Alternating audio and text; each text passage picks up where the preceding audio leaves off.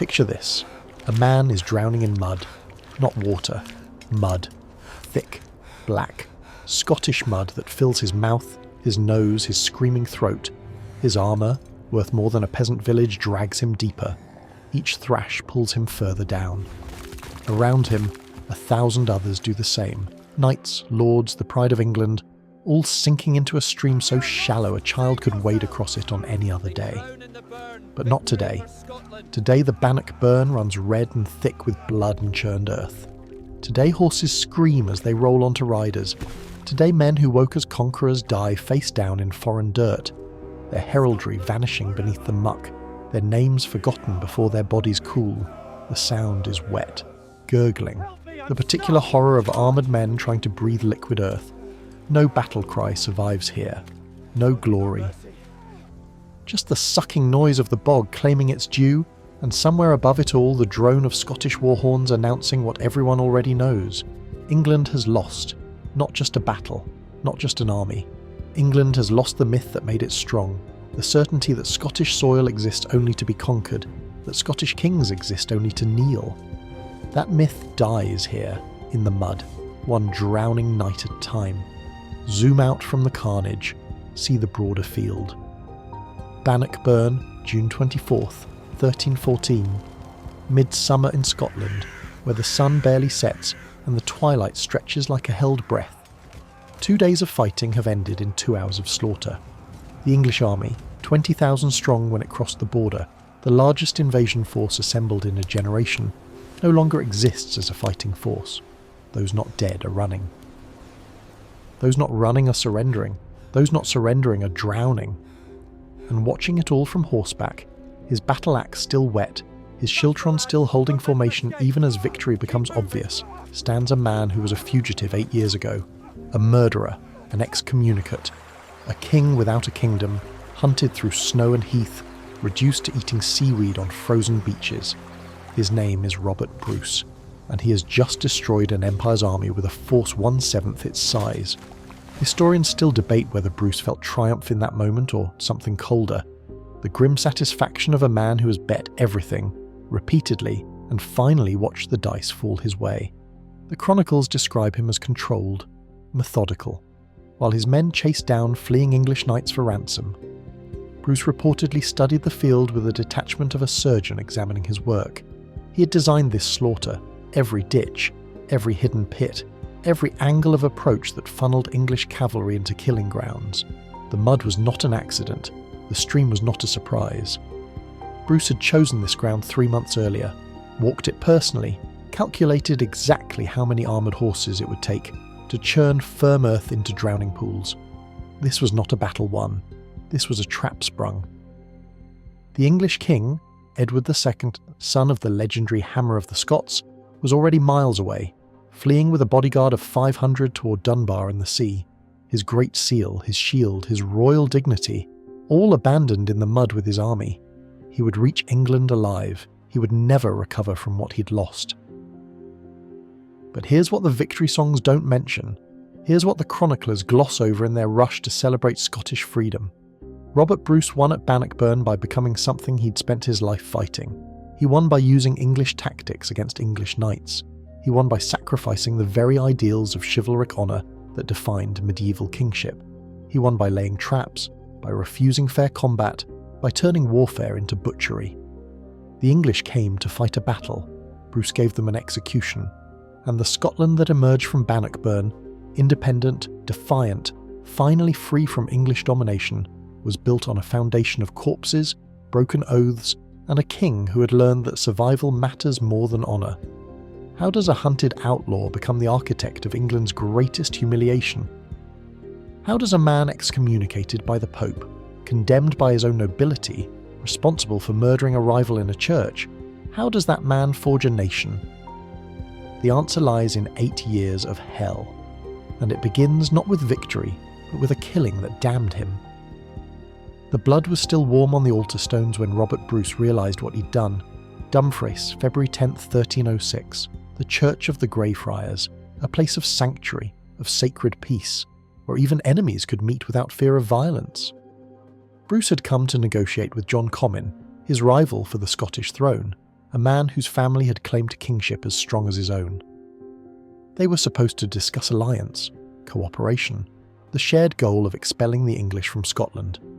Instead, Bruce drew his dagger and stabbed Comyn before the high altar. The accounts vary on what provoked the killing.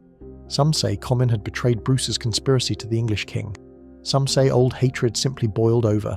Some say Bruce lost his temper, a flaw that would define his early reign.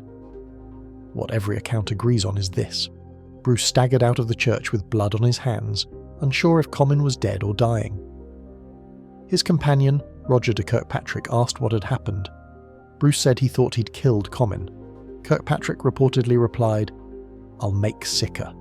I'll make sure," and went back inside with his sword.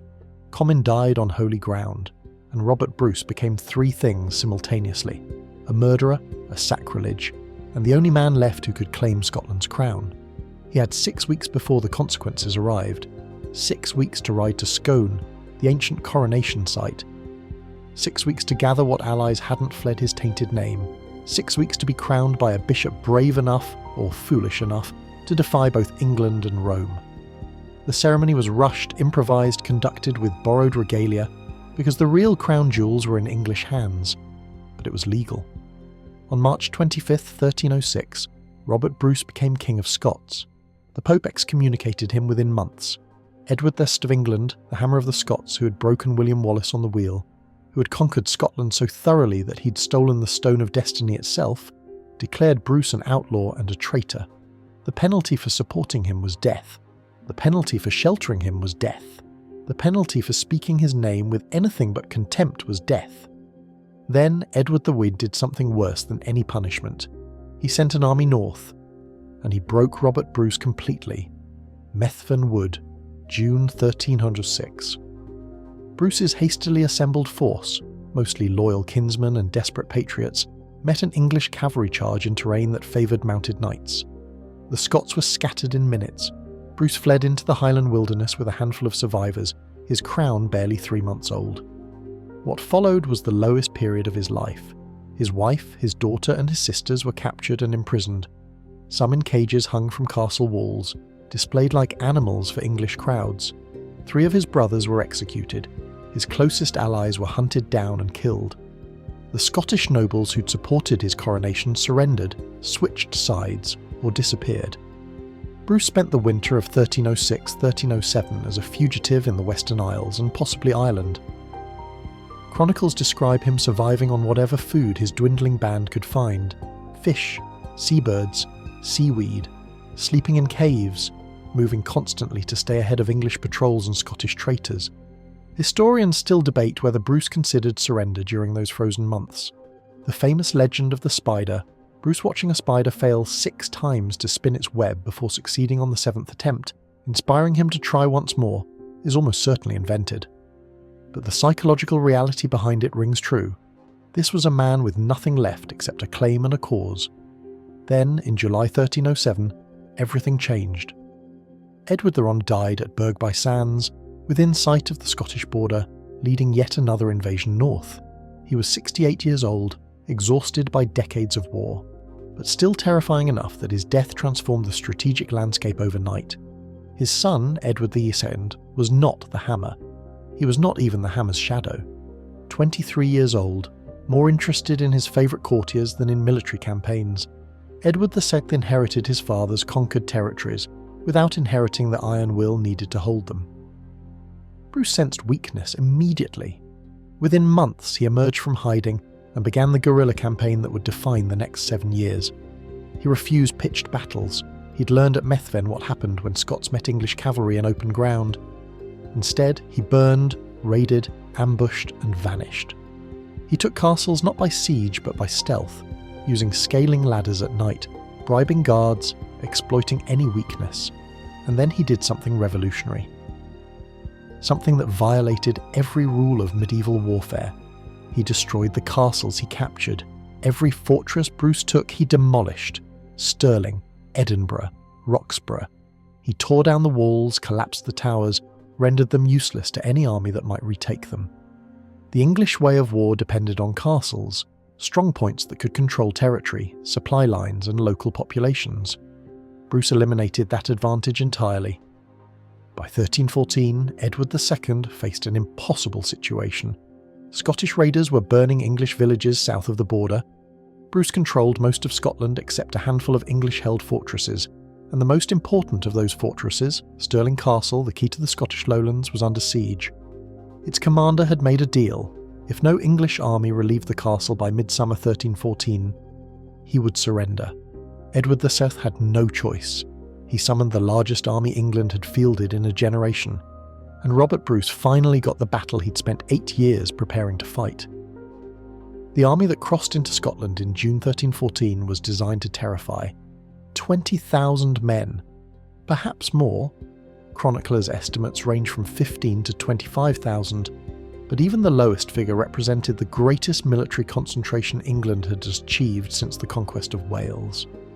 Heavy cavalry by the thousands, knights in full mail and plate, war horses bred for size and aggression, lances that could punch through wooden shields like paper, longbowmen from Wales and the English shires, whose arrows had slaughtered Scottish Schiltrons at Falkirk 16 years earlier, infantry from across the realm, pressed into service by feudal obligation or paid with silver from Edward's depleted treasury. The baggage train alone stretched for miles. Siege equipment, pavilions for the nobility, wine, preserved meats, bread enough to feed a city. The army moved with the confidence of absolute superiority, slowly, magnificently, inevitably. At its head rode Edward II, King of England, Lord of Ireland, and theoretical overlord of Scotland. He was 30 years old, tall, handsome in the Plantagenet manner, physically strong. By every superficial measure, he looked the part of a warrior king. But the men who rode beside him knew better. Edward's reign had been a disaster from the moment his father's corpse cooled. His first act as king had been to recall Piers Gaveston, the favourite his father had exiled, a Gascon knight of minor nobility whom Edward loved with an intensity that scandalised the realm. Whether that love was sexual, political, or simply the desperate attachment of a lonely prince to his only true friend, the result was the same. Edward showered Gaveston with lands, titles and power, while his earls seethed with humiliation. Gaveston was dead now, murdered by the earls in 1312, dragged from sanctuary and beheaded on a Warwickshire hillside. Edward had never recovered from the loss. His grief had curdled into paranoid resentment of the magnates who'd killed his friend. The army marching into Scotland was as much about reasserting royal authority as it was about crushing Bruce. Historians still debate whether Edward understood the danger he was marching into. The chronicles suggest a man supremely confident in numerical advantage, dismissive of Scottish fighting ability, eager to replicate his father's victories without understanding how those victories had been achieved. Edward I had beaten the Scots through methodical brutality, systematic castle building, deliberate starvation of rebel territories, relentless punishment of disloyalty. He had also possessed a general's instinct for terrain, timing, and the exploitation of enemy mistakes. Edward II possessed none of these qualities. He had never commanded an army in battle. He had never studied the ground he was marching across. He had never faced Robert Bruce. The Earl of Pembroke rode at his side, Aymer de Valence, a veteran of the Scottish Wars, the man who had shattered Bruce's army at Methven 8 years earlier. Pembroke knew what Bruce had become since then. He counselled caution. He warned that Bruce had chosen his ground carefully. He urged reconnaissance before engagement. Edward ignored him. The army pressed forward, covering nearly 20 miles a day in the final push, an exhausting pace for men in armour, devastating for horses that would need to charge the next morning. By June 23rd, they had reached the Bannock Burn, a stream running through boggy ground 2 miles south of Stirling Castle. Stirling was visible from the English position, so close. The castle's relief was a day away at most. Edward could taste the victory that would silence his critics, restore his authority and prove he was his father's son. He never saw the trap. Bruce had been preparing this ground for months. His scouts had watched the English approach and reported every detail: the order of march, the condition of the horses, the visible exhaustion of men who'd been force-marched in summer heat. Bruce knew Edward's army was strong but brittle, numerically overwhelming but strategically blind. The Scottish position occupied the high ground of the new park, a royal hunting forest with dense woodland that would negate English cavalry advantage. Below the Scottish lines, the ground sloped toward the Bannock Burn and the Carse, a broad floodplain of soft ground and hidden bogs where heavy horses would founder. Bruce had improved the natural defences with artificial ones. His men had spent weeks digging pits across the approaches, caltrop holes designed to break horses' legs, covered with branches and turf to hide them from approaching cavalry. The main road to Stirling ran through these killing fields like a corridor into hell, and waiting in the new park, invisible in the tree line, stood Bruce's army. 3,000 men. Maybe 4,000 if you counted the small folk, the camp followers, servants and poorly armed peasants who would play a decisive role the next day. Against England's 20,000, Bruce had perhaps 6,000 spears, a few hundred cavalry and almost no archers. But he had something England didn't. Men fighting for their homes, their freedom, and a king who had bled beside them for 8 years. The sun began to set over Stirling. Tomorrow would decide everything, and tomorrow would begin with single combat that no one expected. The smell hit the English vanguard before they saw the Scottish lines. Fresh-turned earth. Mud and loam and the green scent of cut vegetation. It rose from the ground ahead of them, incongruous in the summer air, and the veteran knights recognised it immediately. Someone had been digging, someone had been preparing, but by then they were already committed. The approach to Bannock Burn funneled the English advance through a landscape that seemed designed to kill cavalry. To the west, the dense woodland of the new park climbed toward higher ground, terrain where horses couldn't charge and visibility dropped to arm's length. To the east, the Carse spread toward the River Forth, a patchwork of firm ground and treacherous bog that looked solid until your horse sank to its chest. The only clear route was the road itself, and the road ran directly beneath the Scottish position. Bruce had chosen this ground with a tactician's precision and a gambler's intuition. He understood something that Edward Thicken's commanders either didn't grasp or refused to accept. In medieval warfare, terrain mattered more than numbers. 1,000 men holding high ground with clear sightlines could break 10,000 men struggling uphill through broken country. But Bruce went further than defensive positioning. He made the ground itself into a weapon. His men had dug for weeks. 3 lines of pits across the most likely cavalry approaches, each hole deep enough to break a horse's leg, narrow enough to be invisible under scattered branches and turf. The pits weren't meant to kill the whole English army. They were meant to break the momentum of the first charge, to turn organised cavalry into a thrashing chaos of fallen horses and thrown riders. And in that chaos, the Schiltrons would advance. The Schiltron was Scotland's answer to English cavalry dominance. A dense formation of spearmen, hundreds of men packed tight, their 12-foot pikes bristling outward in every direction like a giant hedgehog. The Schiltron could stop any cavalry charge if it held formation. At Falkirk in 1298, Scottish Schiltrons had stopped the English knights cold. They only broke when English longbowmen shot them to pieces from beyond spear range. Bruce had learned from Falkirk. He'd positioned his Schiltrons where English archers couldn't mass effectively. The trees and broken ground that disrupted cavalry would also prevent the longbowmen from finding clear firing positions. And he'd trained his men not just to stand and receive a charge, but to advance, to attack. Historians still debate whether Bruce invented the offensive Schiltron or simply perfected it. What's certain is that at Bannock Burn, Scottish spearmen wouldn't wait to be slaughtered. They would march forward into the English army, a walking wall of sharpened steel that no horse would charge and no infantry could break. But that was tomorrow's battle. First, Bruce needed to survive today. The afternoon of June 23rd brought English scouts probing the Scottish position. Bruce rode forward with his own reconnaissance, inspecting his lines, checking the concealment of his pit traps, gauging the English dispositions across the Bannock Burn. He was mounted on a light palfrey, a riding horse, not a war horse, and wearing only partial armour. He carried a battle axe. It was a risk. Kings weren't supposed to expose themselves in the preliminary skirmishing, but Bruce had never commanded from the rear. 8 years of guerrilla warfare had taught him that men fought harder when their king bled beside them. The English saw him. Henry de Bohun saw him, nephew of the Earl of Hereford, a young knight hungry for glory, mounted on a massive destrier and armed with a couched lance. De Bohun recognised the Scottish king by his crown, worn over his helmet. He saw Bruce isolated from his infantry, mounted on an inferior horse, apparently vulnerable. He charged. The distance closed with terrifying speed. De Bohun's lance dropped into attack position. His destrier's hooves tore the soft ground. Every English soldier watching expected to see the Scottish king skewered. The rebellion ended in a single thrust. Bruce didn't run, he waited. Let de Bohun commit fully to the charge. Then, at the last moment, he swerved his palfrey aside, rose in his stirrups, and brought his battle-axe down on de Bohun's head. The blow split the English knight's helmet, split his skull, split him nearly to the shoulders.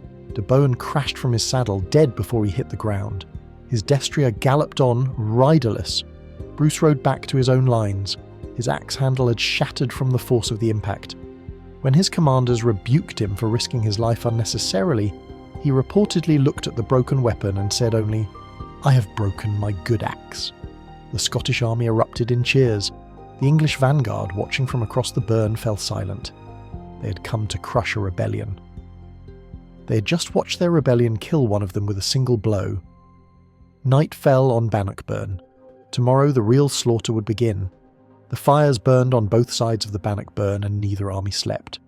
On the English side, 20,000 men tried to find rest in a marsh. Edward II had ordered his army to cross the Bannock Burn and deploy on the Carse, the low ground east of the stream, to be ready for a dawn attack on the Scottish position. It was a reasonable tactical decision if the ground had been firm. The ground was not firm. The Carse was a floodplain, soft even in summer, laced with hidden channels where the peat bog surfaced without warning. Men sank to their knees simply walking to their campfires. Horses had to be tethered on what little solid ground existed, packed so tightly they couldn't move. The baggage train couldn't cross at all. It remained on the south side of the burn, separated from the army it was supposed to supply. The smell was brackish water and horse dung, and the particular sweetness of rotting vegetation. Men who tried to sleep woke soaked, their cloaks heavy with moisture from the ground. Armour rusted visibly in the damp night air. Squires worked until dawn trying to keep their masters' equipment serviceable, and in the command tents the arguments began. The Earl of Gloucester, Gilbert de Clare, one of the most powerful nobles in England, urged Edward to delay the attack.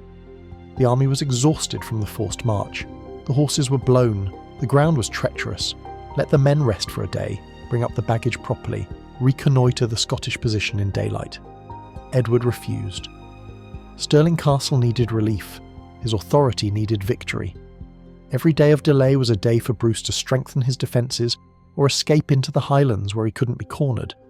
Historians still debate whether Edward understood how badly his army was positioned. The Carse trapped them between the Bannock Burn to the south and west, the Pelstream Burn to the north, and the River Forth to the east. If the battle went wrong, there was nowhere to retreat. The army would have to funnel back across the same streams they'd crossed to deploy. But the English assumed the battle couldn't go wrong. 20,000 against 3,000, knights against peasants, the greatest army in Christendom against a rebel king with no cavalry and no archers. Across the dark water, Bruce was making a different calculation. He had nearly retreated. After de Bohun's death, after the day's skirmishing revealed the English strength, Bruce had gathered his commanders and asked the question every guerrilla leader learns to ask. Can we win this battle, or should we vanish into the hills and fight another day? His brother Edward Bruce argued for standing. So did James Douglas, the Black Douglas, whose raids into northern England had made him a terror and a legend. But the decisive voice came from an unexpected source. Sir Alexander Seton had been fighting for the English until that night. He had served Edward II for years, held lands on both sides of the border, and watched the English deployment with professional eyes. Sometime after midnight he crossed the Bannock Burn and offered Bruce intelligence that changed everything. The English army was demoralised, exhausted. Trapped in bad ground with no room to deploy properly. Their cavalry couldn't charge effectively in the soft terrain. Their archers couldn't mass in the broken country. If Bruce attacked at dawn, attacked not defended, he could break them before they organised. It was the kind of intelligence that wins wars or loses them. If Seton was lying, if this was an English trap, the Scottish army would march into a killing ground and die to the last man. Bruce listened, asked questions, watched Seton's face in the firelight for any sign of deception. Then he made his decision. The Scottish army would not retreat. They would not defend. At dawn, They would advance down the slope toward the English position, take the battle to their enemies, and trust that God and good ground would do the rest. The order passed through the Scottish camp: rest now. Eat whatever food remained, make peace with God. Tomorrow would bring freedom or death. There was no third option. The priests moved through the ranks, hearing confessions, offering absolution. Men who had fought beside Bruce for 8 years clasped hands with men who had joined the cause only weeks ago. Old feuds were forgotten. Old debts were forgiven. The army that had gathered from across Scotland, Highlanders and Lowlanders, nobles and peasants, men who spoke Gaelic and men who spoke Scots, became something unified in the darkness. When the sky began to lighten, the Scots knelt together and prayed. An English scout saw them and raced back to report. He told Edward the Scots were kneeling. Surely they were begging for mercy, preparing to surrender. Edward reportedly smiled. "They ask for mercy," he said. "They shall have it. They shall have such mercy as we are minded to grant them." But Ingram de Umfraville, a Scottish knight fighting for England, understood what he was seeing. "They ask for mercy," he corrected, "but not from you. They ask it from God for their sins. Those men will win today or die." The sun rose over Bannockburn. The Scots stood up from their prayers, and the Schiltrons began to move. The Scottish lines emerged from the new park like a living wall of steel. 3 divisions, 3 bristling hedgehogs of 12-foot spears, each formation tight enough that a man could touch his neighbours on both sides, each spear point glinting in the morning sun. They moved slowly. Schiltrons couldn't run without losing cohesion. But they moved forward, downhill, toward the English position. Edward the Sith watched the advance and didn't believe what he was seeing. The Scots were attacking. 3,000 infantry were marching toward 20,000 men in an open field. It was tactical suicide. It was the opportunity English cavalry had been bred for, a chance to charge unprotected infantry before they could set their formations. The Earl of Gloucester didn't wait for orders. He spurred his horse forward, his household knights following, the great destriers churning toward the advancing Scots at a gallop. If he could hit the Scottish line before it set, if he could break the Schiltrons while they were still moving, the Scottish line set. The transformation was immediate. One moment, a moving column of men; the next, an immovable forest of sharpened points. The Schiltrons' front rank knelt, bracing their spear butts against the ground. The second rank levelled their weapons at horse-chest height. The third rank angled theirs to catch any rider who made it past the first 2 rows. Gloucester's charge struck this wall at full gallop. The sound was unlike anything else in medieval warfare, not the clean clash of sword on sword. This was wet and crunching, the noise of 1,000 pounds of horse and man impaling themselves on sharpened wood and iron. Horses screamed, men screamed. The momentum that should have shattered infantry instead shattered itself. Gloucester went down in the first seconds. His horse took a spear through the chest and collapsed, rolling onto the Earl's body. Knights behind him couldn't stop. The press of their own formation drove them into the spear points. Within minutes, the flower of English chivalry was a thrashing heap of dying horses and pinned men at the Scottish line's feet, and the Scots kept advancing. This was what Bruce had trained them for. This was the offensive Schiltron, not a defensive formation waiting to be surrounded, but a moving killing machine that pushed forward over the bodies of its enemies. When cavalry fell, Scottish spearmen stepped over the corpses and kept marching. The Earl of Gloucester died beneath the hooves of his own knights, crushed and suffocated before any Scot could reach him. His household was annihilated. The first English cavalry charge had lasted perhaps 10 minutes. On the English side, chaos was already spreading. The army had no room to manoeuvre. The Carse had seemed adequate for deployment, but adequate for deployment was not the same as adequate for battle. 20,000 men needed space to fight, space to form lines, space for cavalry to circle and charge, space for archers to find positions with clear shots. The English had none of this.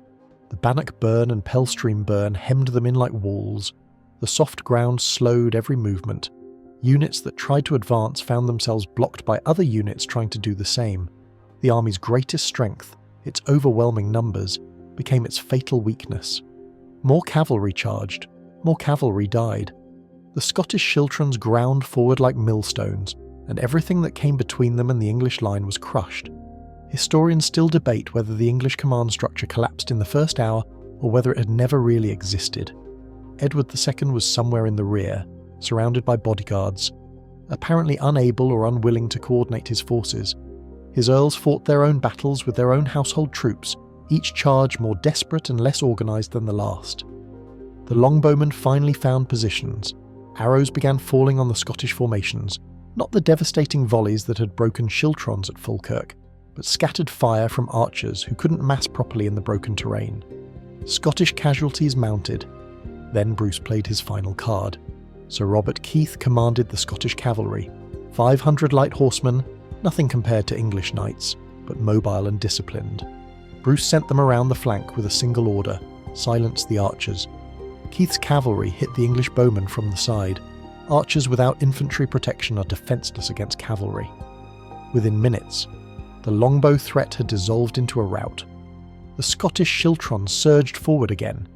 The English line buckled, and on Coxet Hill, watching the battle unfold, the small folk made their decision. These were the camp followers, the servants, the poorly armed peasants who had followed Bruce's army for food or hope or hatred of the English. They had no place in a formal battle line. They had no training, no armour, no weapons worth mentioning. They had numbers, and they had timing.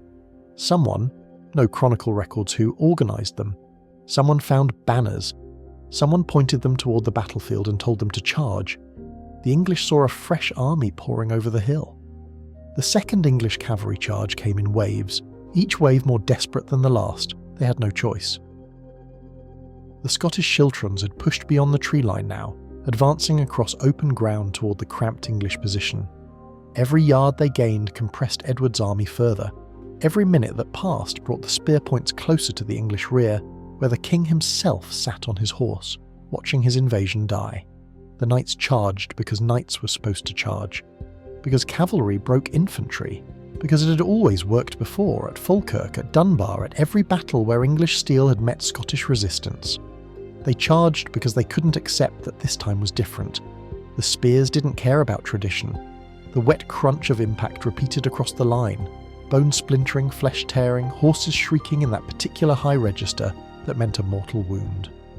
Knights who survived the first collision found themselves tangled in the corpses of their own mounts, struggling to rise in armour that weighed 60 pounds, watching Scottish spearmen advance with methodical patience. Some were ransomed where they fell. Scottish soldiers knew the value of a captured English knight, enough silver to change a family's fortunes for generations. They offered quarter to those who surrendered, stripped them of weapons and armour, and pushed them toward the rear under guard. Others received no such mercy. The battle had moved beyond negotiation in some quarters. Men who had watched brothers die on English spears felt no obligation to take prisoners. The killing continued in the gaps between formations, individual murders lost in the wider slaughter. Sir Giles d'Argenton rode near the king, one of the most renowned knights in Christendom, a man who had fought Saracens in the Holy Land and won tournaments across Europe. He watched the cavalry charges fail. He watched the Schiltrons grind forward. He understood, perhaps sooner than anyone else on the English side, that the battle was already lost. What happened next defines chivalric tragedy. D'Argenton helped organise the king's bodyguard for withdrawal. He personally ensured that Edward II was escorted toward the Bannock Burn, toward escape, toward survival. His duty to his sovereign was absolute. A knight protected his king before all else. But once Edward was clear of the worst danger, D'Argenton turned his horse around. "It is not my custom to flee," he reportedly said. Then he spurred toward the Scottish line alone. He died somewhere in the press, surrounded by spearmen, far from anyone who could have saved him. The chronicles record his death as the passing of the third best knight in Christendom. They do not record which Scottish soldier killed him, or whether he took any enemies with him, or whether his final charge accomplished anything at all. Historians still debate whether D'Argenton's suicide attack represented the highest expression of chivalric honour, or its ultimate bankruptcy. He chose death over survival because survival meant admitting that cavalry had lost, that knighthood had failed, that the entire system he embodied had been rendered obsolete by Scottish peasants with long sticks. The system didn't care about his sacrifice. The Schiltrons kept advancing. By mid-morning, the English army had compressed into a space perhaps a quarter of its original deployment. Men couldn't raise their weapons without striking their neighbours. Horses couldn't move without trampling infantry. The ordered ranks that had crossed the border as the greatest army in Christendom had become a mob, panicked, crushed, dying as much from suffocation as from Scottish steel. The smell was overwhelming now. Blood and opened bowels, horse sweat and fierce sweat, mud churned with human waste as terrified men lost control of their bodies. The sound was a continuous roar, screaming men, screaming horses, the clash and scrape of metal, the thud of spear butts on shields, and underneath it all, the relentless rhythm of the Schiltrons advancing. One step, reset, one step, reset. The formations never broke. The spear wall never wavered. Bruce had trained these men for 8 years, and now that training paid its dividend in English blood. Edward VII was still on the field, somewhere in the chaos. His standard was still visible, the Royal Leopards of England flapping above the carnage like a flag over a shipwreck. But the king was no longer commanding. The king was surviving. His bodyguards formed a ring around him, 500 knights sworn to die before letting harm reach their sovereign. They began pushing toward the Bannock Burn, toward the crossing points, toward escape. Behind them, 20,000 men realized their king was abandoning them. The line didn't break. It dissolved. The ground itself began killing Englishmen. As the army compressed backward, away from the advancing Schiltrons, men discovered what Bruce had known all along. The Carse was a trap. The soft ground that had made camping miserable now made retreat impossible. Horses sank to their bellies. Knights in full armour punched through the thin crust of firm soil into the bog beneath. The Bannock Burn, a stream shallow enough to wade in peaceful times, had become impassable. Thousands of men and horses churning through the same crossing points had transformed the banks into liquid mud. The water itself ran thick with silt and blood. Men who stumbled went down and didn't rise. The weight of their armour pulled them under the churned surface. The drowning began. Not individual drownings, mass drowning. Hundreds of men at a time, pushed into the stream by the panicked crush behind them, held under by the weight of their own equipment, killed by the same armour that was supposed to protect them. The chronicles describe the Bannock Burn filling with bodies until men could cross by walking on the dead. Sir Marmaduke Twang, an English knight who had fought in Scotland for decades, found himself trapped between the advancing Scots and the impassable stream. He was too experienced to panic. He gathered what men he could, fought his way through the Scottish lines by sheer violence, and escaped towards Stirling Castle. He was one of the few English commanders to survive the battle with honour intact. Most were not so fortunate. The Earl of Hereford, Henry de Bohun, uncle of the knight Bruce had killed the day before, led a group of knights toward a wooden bridge across the Bannock Burn. The bridge still stood, one of the few crossing points not yet clogged with the dying. If he could reach it, if his men could cross before the Scots caught them. The bridge collapsed under the weight. Horses and men plunged into the stream. Some drowned immediately, some thrashed toward the banks, dragged down by their armour. Some made it to the far side, only to find themselves surrounded by Scottish soldiers who had crossed upstream. Hereford himself was captured, taken alive, worth a king's ransom, the highest-ranking English prisoner of the battle. He would eventually be exchanged for Bruce's queen and daughter, ending their 8 years of English captivity. But that negotiation lay in the future. In the present, the killing continued. The Pelstream burn to the north claimed its own share of victims. Men fleeing in that direction discovered another water barrier, another drowning ground. The English army had trapped itself in a triangle of streams, and every side of that triangle was now a slaughterhouse. Historians still debate whether the final Scottish charge was necessary or simply vindictive. Bruce's Schiltrons had already broken the English army. The battle was won. What happened next wasn't warfare, it was butchery. The small folk from Coxet Hill reached the field. These were not soldiers. They were farmers, servants, camp followers armed with clubs and pitchforks and whatever else they could find. They fell on the fleeing English like wolves on scattered sheep. Men who might have surrendered to knights were beaten to death by peasants. Men who might have been ransomed were stripped and murdered for their boots. The social order of medieval warfare collapsed entirely. Knights who had trained from childhood to fight other knights, who had memorized codes of honor and rules of ransom, found themselves being killed by people who had never held a sword. The hierarchy that made sense of their world, nobility above commoners, mounted above infantry, English above Scottish, dissolved in the mud. the slaughter continued until there was no one left to slaughter. Bodies choked the streams, bodies carpeted the Carse, bodies hung from the branches where men had tried to climb to safety. The chronicles estimate English dead between 4,000 and 10,000, impossible to count accurately because so many drowned or were stripped beyond recognition. Scottish losses were a fraction of that, perhaps a few hundred, perhaps fewer. The defensive power of the Schiltron combined with Bruce's tactical genius had turned what should have been a massacre of Scots into an annihilation of English. By noon on June 24, 1314, the Battle of Bannockburn was over. The English army no longer existed. The invasion that was supposed to crush Scottish independence had become the worst English military defeat since Hastings. And somewhere on the road to Dunbar, riding a horse that wasn't his, surrounded by bodyguards who had failed to protect anyone except him, Edward II fled toward the sea. The king's escape was its own humiliation. Edward II rode east toward Stirling Castle, the fortress his army had come to relieve, now the only refuge in a landscape of Scottish victory. But the castle's commander, Sir Philip Mowbray, met him at the gates with devastating news. The castle would surrender as agreed. Edward could not shelter there.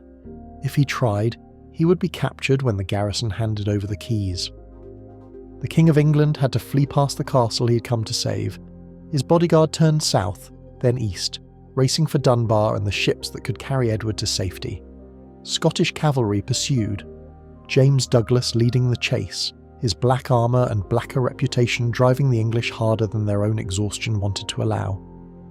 They rode through the night, 60 miles of Scottish countryside, every village a potential ambush, every wood a potential trap. Edward's party shrunk as horses collapsed and riders fell behind. The baggage train was abandoned entirely. The royal plate, the Great Seal of England, the king's personal possessions, all left for Scottish hands. Edward reached Dunbar and the sea. He sailed for England, for safety, for a kingdom that would never respect him again. Behind him, Bruce's army counted the cost and the prize. The dead English covered acres of ground. Stripping them took days. The wealth was almost inconceivable. Armour worth years of a peasant's labour, weapons worth months, gold and silver ornaments that had no business on a battlefield but that English lords had worn out of vanity. The ransoms were better still. 2 earls captured, dozens of barons, hundreds of knights. Each one was worth his weight in silver to the family that would pay to have him back. The Battle of Bannockburn funded the Scottish war effort for years, and then there were the symbolic captures, the English Great Seal, lost when the baggage train was abandoned, a physical token of royal authority now in Scottish hands, the Earl of Hereford, whose exchange would bring home Bruce's queen and daughter after 8 years of English captivity, the prestige of English invincibility shattered beyond repair. Historians still debate whether Bruce understood the full magnitude of what he had achieved. The chronicles show him organising the pursuit, distributing the plunder, negotiating the ransoms, practical matters, the work of a king who had been poor for too long to waste abundance. But beneath the logistics, something fundamental had shifted. Scotland had won, not a raid, not a skirmish, not a guerrilla victory that the English could dismiss as cowardice. Scotland had met the full strength of English arms in open battle and destroyed it. The myth of English invincibility that had conquered Wales, that had crushed William Wallace, that had driven Bruce himself into hiding for years, that myth died in the mud of the Carse. The English would return. Edward II would send more armies north. The war would continue for decades, but it would never again be a war of conquest. After Bannockburn, it became a war of equals. Scotland existed as a nation because Scottish spears had proven it had the right to exist. The cost was written in blood across the countryside. Scottish families buried their dead, fewer than the English, but each one a son or father or brother who would never come home. English families ransomed their survivors, or mourned those who couldn't be ransomed. The widows of both nations began the long work of continuing without the men who had died for king's quarrels. Bruce rode north to consolidate his victory. He had won the battle. Now he had to win the peace, a harder task in many ways than killing cavalry. The Pope still considered him excommunicate. The English still considered him a rebel. The Scottish nobles who had opposed him still considered him a murderer. Victory at Bannockburn gave him leverage against all these enemies, but it didn't make them disappear. And there was a darker lesson in the victory. one that Bruce may have recognised even in his triumph. He had won by becoming what he fought. He had won through traps and ambushes, through tactics his father would have considered dishonourable. He had won by treating warfare as slaughter rather than chivalric contest. He had won by killing men who expected mercy. The old code of knightly combat, where enemies treated each other as honourable opponents, where capture meant ransom rather than death, where battles had rules that protected the nobility on both sides. That code died at Bannockburn alongside the English knights. Bruce had built a new way of war. The future would be built on his example. It was not a gentle future. The man who reached England was not the king who had left it. Edward II had been unpopular before Bannockburn. After Bannockburn, he was despised. The greatest army in English history had been destroyed on his watch. The wealth of a kingdom had been abandoned in Scottish mud. The nobility that had reluctantly followed him north had been decimated, and those who survived blamed their king for the disaster. The recriminations began before Edward reached London. Barons who had lost brothers and sons demanded explanations. The royal council demanded accountability. Even the churchmen who theoretically supported divine monarchy couldn't ignore the scale of the catastrophe. Edward had led 20,000 men into Scotland. He had brought back perhaps 5,000. The rest were dead, captured, or scattered across two kingdoms. Edward's response was to double down on the behaviours that had made him weak. He surrounded himself with favourites, first Hugh Despenser and his son, both named Hugh, both grasping, both hated by the nobility with an intensity that rivaled the hatred for the murdered Gaveston. The Despensers accumulated lands and offices with the king's blessing. They accumulated enemies even faster. England descended into civil war. The barons who had survived Bannockburn turned their arms not against Scotland but against their own king, the Earl of Lancaster, cousin to Edward. One of the most powerful men in the realm, led a coalition that forced the Despensers into exile. Edward brought them back. Lancaster rebelled again. Historians still debate whether Edward II was simply incompetent or whether he was actively self-destructive. The pattern of his reign suggests a man incapable of learning from consequences. Every time he faced opposition, he responded by creating more opposition. Every time he faced defeat, he set up the conditions for a worse defeat. Lancaster was captured at Boroughbridge in 1322. Edward had him executed, not secretly, not quietly, but publicly, with all the rituals of traitor's death. The king who had fled Bannockburn found courage when it came to killing bound English nobles. Scotland, meanwhile, flourished under Bruce's victory. The raids into northern England continued, burning and looting with impunity. English garrisons in Scottish castles surrendered one by one, unable to be reinforced or resupplied. The Declaration of Arbroath in 1320, addressed to the Pope, written in Latin, signed by Scottish nobles, announced Scotland's independence to Christendom in terms that would echo through centuries. For so long as 100 of us remain alive, we will never submit to the domination of the English. The Pope didn't immediately recognise Scottish independence, but the Pope was an ocean away. The facts on the ground spoke louder than papal decrees. Scotland existed. Scotland was free. Scotland had proved its freedom in blood. Edward II never recovered from the shadow of Bannockburn. His final years were a spiral of paranoia and cruelty. The Despensers controlled access to the king, enriched themselves at the kingdom's expense, and made enemies of everyone who might have helped Edward govern. Queen Isabella, his wife, his queen, mother of his heir, eventually fled to France rather than endure more of her husband's favourites. She returned with an army in 1326. The Despensers were captured and executed with a brutality that reflected years of accumulated hatred. Edward himself was forced to abdicate in favour of his son. What happened next remains contested. The official story is that Edward II died of natural causes in Berkeley Castle in September 1327.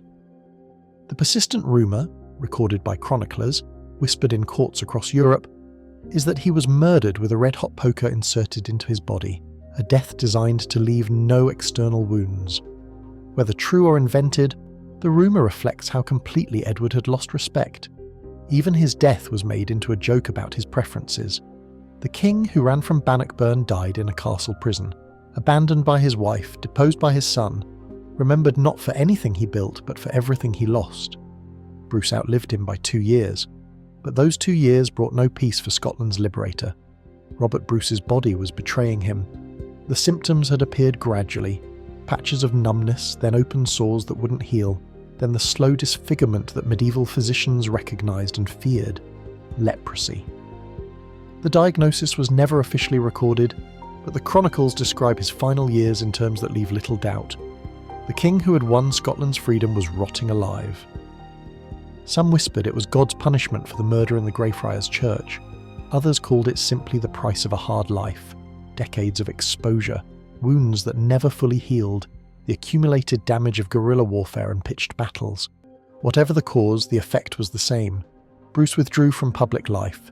He retreated to his manor at Cardross on the Clyde, where the sea air was supposed to ease his suffering, and where fewer people could see what he had become. He corresponded with his nobles. He issued orders through intermediaries.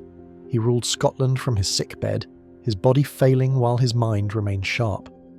The kingdom he had built remained fragile. Scotland was independent, but independence meant isolation. The English hadn't recognised Scottish sovereignty. They had simply stopped attacking. The Pope's excommunication of Bruce still stood, technically rendering every mass said in Scotland invalid, every marriage unblessed, every death unabsolved. Historians still debate whether Bruce's religious settlement cost him more than Bannockburn won him. He had defied the Pope to secure his kingdom. His kingdom survived, but his soul, by medieval reckoning, was damned, and the victories themselves were creating new problems. The Scottish nobles who had fought beside Bruce expected rewards. The lands they had been granted required defending. The English territories they had conquered required governing. Scotland in 1329 was larger, richer, and more powerful than Scotland in 1306, but also more complicated, more faction-ridden, more vulnerable to the squabbling that had made it weak before Edward the Worm's invasion. Bruce's heir was a child. David Thowes was 5 years old when his father's health finally collapsed, old enough to wear a crown but decades too young to rule. Scotland would need a regent. Scotland would need unity. Scotland would need men willing to put the kingdom ahead of their own ambitions.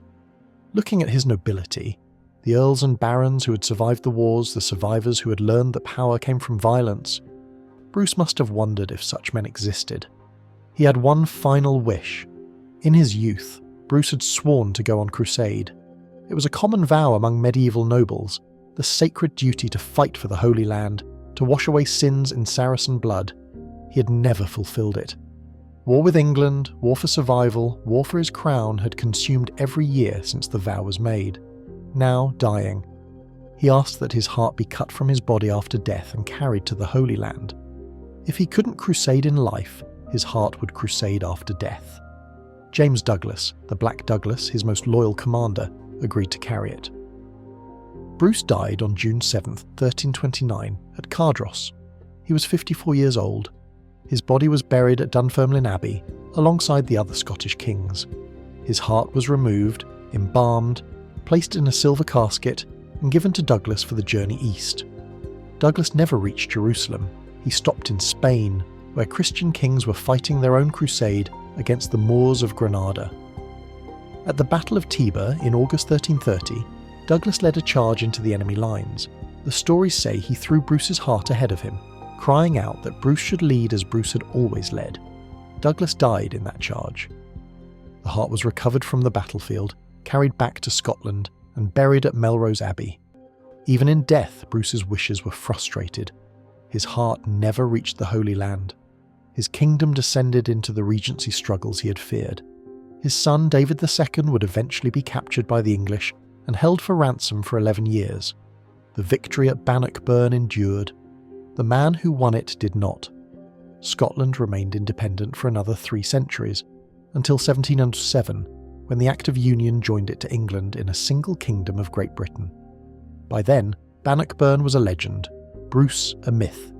The actual events of 1314 filtered through centuries of telling and retelling, until the mud and blood and drowning men became a simple story of Scottish courage. The chronicles preserved something closer to the truth. They recorded the Schiltrons and the slaughter, the fleeing king and the falling knights.